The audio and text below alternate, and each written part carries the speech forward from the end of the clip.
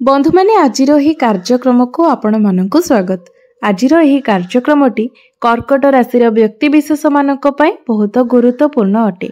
कारण आजिर एही वीडियो रे आमे माने जानिबा जे शनि जो राशि परिवर्तन करबा को जाउछंती 29 मार्च 2025 को शनि जेतेबेले कुंभ राशि रु मीन राशि को प्रवेश करिवे तो एहार प्रभाव रे आपणक जीवन रे केउ सब परिवर्तन घटिबो, आपणक जीवन रे केउ सब बड़ घटना गुड़िक घटिबो। एहा छडा आपणकर जे शनि अढ़ई चलीछि तो शनिकर राशि परिवर्तन परे आपणकर शनि अढ़ईर मध्य समाप्ति हेबो। तो एहा परे आपणक जीवन रे केउ सब परिवर्तन आसीबो से विषय रे आजिर एही वीडियो रे आमे माने विस्तार भाबरे जानिबा। बंधु माने ज्योतिष शास्त्र अनुसारे शनिदेव कोनोसी एक राशि रे सबुठारु अधिक समय पर्यंत रही थांती, कारण शनिदेव गोटे राशि रे 2.5 वर्ष पर्यंत रही थांती। शनिदेव हेउछंती न्यायदाता, कर्म फलदाता। आपणको आपणक कर्म आधार रे ही शनिदेव फल प्रदान करिथांती। आमर जेतेबेले शनि 7.5 चली थाए बा शनि 2.5 चली थाए सेही समय ही शनि आमको आम कर्मर फल प्रदान करिथांती। साधारणतः आमे शनि 7.5 किंबा शनि 2.5 नाम सुनिला मात्रे आम मन को एक भय चली आसी थाए, कारण एही समय गुड़िक बहुत जंत्रणादायक होइथाए। तेबे आउ गोटे कथा मन रखिबा उचित जे आमे जेउ भले कर्म करिथिबा आमर कर्म आधार रे ही शनि आमको फल प्रदान करिथांती। तो जो माने खराब कार्य करिथांती, अन्याय कार्य करिथांती, निश्चित भाबरे शनि 7.5 एवं शनि 2.5 सेमानंको पई जंत्रणादायक साब्यस्त होइथाय। मात्र जो माने उचित मार्ग रे जाइथांती, सत् कार्य करिथांती सेमानंको पई शनि 7.5 एवं शनि 2.5 वरदान सदृश साब्यस्त होइथाय। एही शनि 7.5 एवं शनि 2.5 मध्यरे कौनसी व्यक्ति निजर कर्म अनुसारे राजारू रंक किंबा रंकरू राजा मध्य बनी जाई थांती। तो यह संपूर्ण रूपे निर्भर करे आपणकर कर्म उपरे एवं आमर निजस्व जन्म कुंडली रे शनिकर जो स्थिति रही थाए ताहा मध्य आमर पूर्व जन्मर कर्म आधार रे ही रही थाए। जदि आपणक कुंडली रे शनि उच्च स्थिति रे अछंती तो निश्चित भाबरे पूर्व जन्म रे आपण भल कार्य करिथिले, एवं जदि आपणक कुंडली रे शनि नीचस्थ अछंती, खराब स्थिति रे अछंती तो निश्चित भाबरे पूर्व जन्म रे आपण किछि खराब कार्य करिथिले, जहा फल रे एई जन्म रे मध्य आपणक तार दंड भोग करिबाको पड़िबो। तो शनिदेव वर्तमान मूल त्रिकोण राशि कुंभ राशि रे विराजमान अछंती। मात्र 29 मार्च 2025 को शनि कुंभ राशि रु मीन राशि को प्रवेश करिवे, जहाकि देवगुरु बृहस्पतिंकर राशि अटे। तेबे शनि जो कुंभ राशि रु मीन राशि को प्रवेश करिवे तापरे किछि राशि रे शनि 7.5 रो समाप्ति हेबो एवं किछि राशि रे शनि 7.5 रो आरंभ हेबो। किछि राशि रे शनि 2.5 रो आरंभ हेबो तो किछि राशि रे शनि 2.5 रो समाप्ति हेबो। तेबे एही गोचर परे मेष राशि रो शनि 7.5 रो आरंभ होइजिबो एवं कर्कट एवं बिच्छा राशि रे शनि 2.5 समाप्ति होइजिबो। कुंभ राशि रे शनि 7.5 रो शेष चरण आरंभ होइजिबो। मकर राशि रे शनि 7.5 समाप्त होइजिबो। सिंह राशि रे शनि 2.5 रो आरंभ होइजिबो। तेबे मोटामोटी भाबरे कहिबाको गले शनिकर गोचर परे 12टी जाक राशि उपरे एहार किछि ना किछि प्रभाव पड़िबो।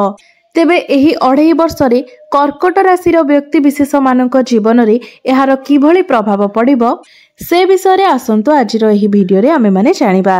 तो बंधु माने वीडियो रे आगो को बढ़िबा पूर्वरु जदि आपणकर कर्कट राशि होई थाए तेबे वीडियो टी को लाइक करी चैनल टी को सब्सक्राइब करि दियंतु एवं कमेंट बॉक्स रे जय शनिदेव निश्चय लिखंतु। तो बंधु माने आसंतु आरंभ करिबा आजिर एही कार्यक्रम को, जहा कि चंद्र राशि उपरे आधारित अटे, कारण शनि दशा चंद्र राशि आधार रे ही लागि थाए। बंधु माने कर्कट राशि रे शनि सप्तम एवं अष्टम भावर अधिपति अटंती। तेबे सप्तम एवं अष्टम भावर अधिपति होई शनि आपणकर नवम भावरे गोचर करिवे। तेबे शनि जेतेबेले आपणकर नवम भाव को चलन करिवे तो सेतेबेले आपणकर जे शनि 2.5 चलीछि ताहा समाप्त होइजिबो।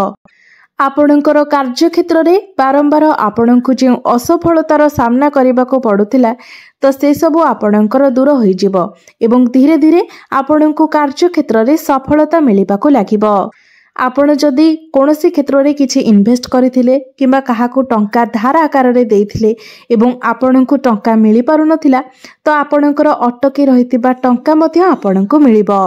अचानक धन प्राप्तिर जोग बनिबो जेउ कारणरू कि आपणकर आर्थिक स्थिति मध्ये मजबूत हेबो। नवम भावरे शनिकर गोचर हेबा द्वारा एकादश तृतीय एवं षष्ठ भाव को शनिकर दृष्टि रहिबो। आपणकर आमदानी रे वृद्धि हेबो।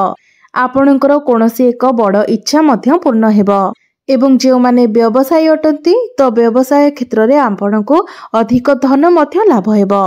नवम भावरे शनिकर गोचर हेबा द्वारा आपणको मध्यरे परोपकार मनोवृत्ति आसीबो। आपण अन्य माननकु सहाय्य करबाको पसंद करिवे। आपणको मध्यरे उदारता भाव जागृत हेबो। आपण सुखमय जीवन यापन करिवे। एही समय आपण तीर्थ यात्रार सुख पाई परिबे। एही समय आपणको पुत्र सुख मध्य प्राप्ति हेबो। आपणकर धन धान्य रे वृद्धि हेबा सहित धार्मिक कार्यकलाप रे मध्य आपणकर मन बलिबो। आपण जदि अनेक दिनरू निजर गृह निर्माण करबा पई चाहुथिले तो शनिकर एही गोचर परे आपण नूतन गृह मध्य निर्माण करि पारंती। जदि आपणकर निजस्व कुंडली रे आपणकर नवम स्थिति उच्चस्थ थाए किंबा आपणकर नवम भावर अधिपति उच्च स्थिति रे रहिथांती तो आपणक पई शनिकर एही गोचर मान सम्मान धन धान्य रे वृद्धि समाज रे पद प्रतिष्ठा लाभ इत्यादि समस्त क्षेत्र रे आपणक पई सफलता आनी देबो। नवम भावरे शनि रही आपणकर एकादश भाव को देखिबे। एकादश भावटी होइथाय इच्छा पूर्तिर भाव तो एही समय आपणकर कोनोसी इच्छा मध्य पूर्ण होई पारे एवं एकादश भावटी होइथाय लाभर भाव तो आपणको समस्त दिगरु लाभ मध्य प्राप्ति हेबो। आपणक जीवन रे जहा किछि समस्या लागि रहितिला से सबु समस्यार अंत होई जिवो। आपणको आपणकर पिता मातांकर आशीर्वाद प्राप्ति हेबो एवं आपण किछि सुखद वस्तु मध्य किनि पारंती। आपणकर आर्थिक समस्या दूर हेबा सहित आपणकर रोजगार रे वृद्धि हेबो। नवम भावरे रही शनि सप्तम दृष्टि रे आपणक तृतीय भाव को देखिबे जहा फल रे आपणकर अटकी रहितिबा कार्य आगकु बढ़िबो एवं सेही कार्य रे आपणको सफलता मध्य प्राप्ति हेबो। धीरे धीरे हेले मध्य आपण निजर कार्य को समाप्त करि पारिबे।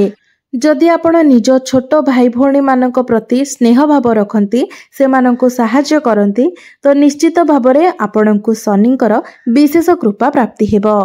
शनिकर एही गोचर मध्यरे आपण परिश्रमी हेबे एवं निजर परिश्रम बलरे आपण अधिक धन उपार्जन करि पारिबे। आपणकर क्यारियर रे आपण उच्च पदवी हासिल करि पारिबे।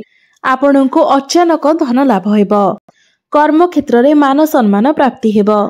मात्र जदि आपण आलस्य को रखती तेबे बेले बेले निजर कर्म क्षेत्र रे आपण अलसुआ हेबा द्वारा आपणकर सीनियर किंबा बॉस को सहित आपणकर युक्ति तर्क होई पारे तो आलस्य को आपण सब बेले दूरे रखिबा को चेष्टा करंतु। निजर एक्सपीरियंस कारणरू आपण निजर कार्य क्षेत्र रे उपदेष्टा भाबरे कार्य करि पारंती। आपण निजर कर्म क्षेत्र रे आपणकर जूनियर कर्मचारी मानकू आपण किछि उपदेश देई पारंती। नवम भावरे शनि रही दशम दृष्टि रे आपणकर षष्ठ भावरे पड़िबो जहा फल रे आपणकर शत्रुहंता जोग सृष्टि हेबो। आपणकर जेते शत्रु थिले मध्य आपणकर केही कोनोसी क्षति करि पारिबे नाही। जदि आपणकर कुंडली रे षष्ठ भावटी खाली थाए किंबा शुभ स्थिति रे थाए तेबे शनिकर एही गोचर फल रे आपणकर शत्रु माने दमन हेबे एवं आपणकर ऋणगत सबु समस्या मध्य दूर होई जिवो। मात्र एही समय जदि आपण ऋण नेउछंती लोन नेउछंती तो ता पूर्वरु भल भाबरे भाबी चिंती आपण ऋण नियंतु। तेबे शनिकर षष्ठ भावरे दृष्टि रहउतिबा हेतु निजर स्वास्थ्य प्रति किंतु आपणको यत्नशील हेबार अछि। निज स्वास्थ्यर दायित्व नेबार अछि कारण आपणकर इम्यूनिटी पावर डाउन होई पारे एवं आपणकर स्वास्थ्य खराब हेबार बहुत अधिक संभावना रहुछि। तेबे शनि आपणकर नवम भाव को गोचर करबा कारणरू आपणको किछि नेगेटिव फल मध्य देई पारंती। सेथि प्रति आपण सावधान रहिबा उचित। जेमिति कि नवम भावटी आपणकर भाग्यर भाव हेबा कारणरू नवम भावरे शनिकर गोचर आपणकर भाग्य रे हानि करि पारे। कारण शनिदेव हेउछन्ति कर्म फलदाता कर्मर देवता।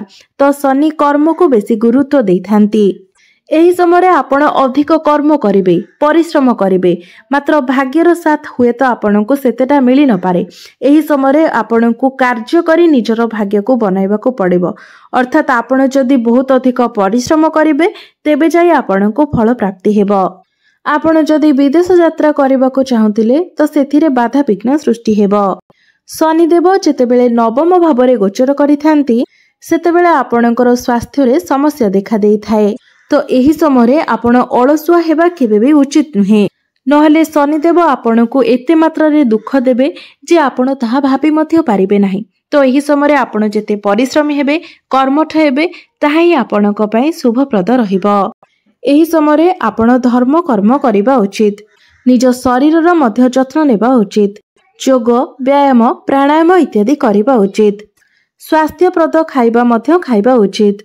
भाग्यर साथ न मिलिबा कारणरू आपणकर बड़ बड़ कार्य मध्य बेले बेले किछिटा बाधा विघ्न सृष्टि होई पारे।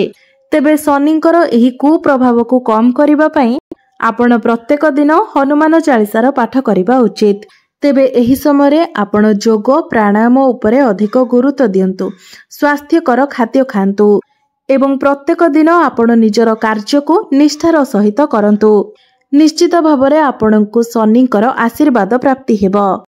एवं शनिकर कुप्रभाव को कम करिबा पई आपण प्रत्येक शनिवार दिन शनि मंदिर को जाई गोटे सोरिष तेलर दीप जालंतु। तेबे मने रखिबे शनि मंदिर रे आपण शनिकर प्रतिमा सम्मुखरे केबे भी सीधा ठिया हेबे नाही। शनिकर ठीक प्रतिमा सम्मुखरे आपण ठिया हेबे नाही, कारण शनिकर दृष्टि बहुत खराब होई थाए। तो आपण गोटे पाखरे ठिया हेबे, बाम पाखरे हेउ नचेत डाहाण पाखरे रही आपण दीप जालिबे। एवं महिला जदि अटंती तो भूले भी केबे आपण शनिकर प्रतिमा को छुईबे नाही, नचेत एहा द्वारा घोर अमंगल होई थाए।